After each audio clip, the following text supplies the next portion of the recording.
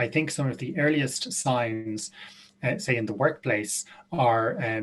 increased irritability, uncertainty about decisions, apparent unreasonableness in normal workplace interactions. Now, clearly, if things get worse, it can escalate to an inability to perform work tasks, or indeed a failure to attend work for no obvious or justified reason. In terms of our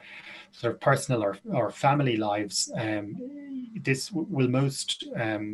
manifest among health professionals as an over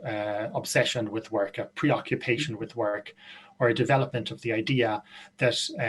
the person that is absolutely essential in their workplace, and that the outcomes for the patients depend entirely upon a given person, which of course they don't.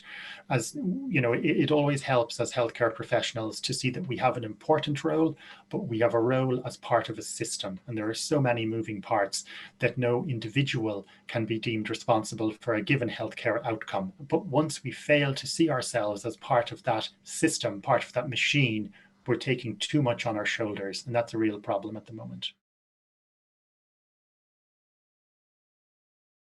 Well,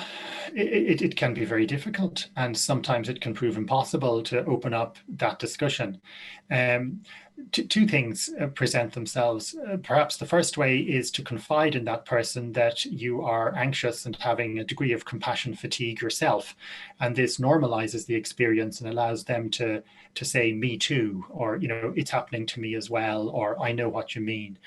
The other approach that we recommend sometimes is to avoid the topic directly, at least to begin with, and arrange to spend some time with the person doing other more neutral things, and see does it come to the surface of its own accord when you're doing something entirely different. But the best approach is probably to articulate such feelings in yourself, and that will normalize it for the person you're speaking with and will optimize the chances of them opening up about what's happening to them too, because everyone gets this either at times or to a certain degree. We are remarkably similar to each other in our psychological and emotional responses.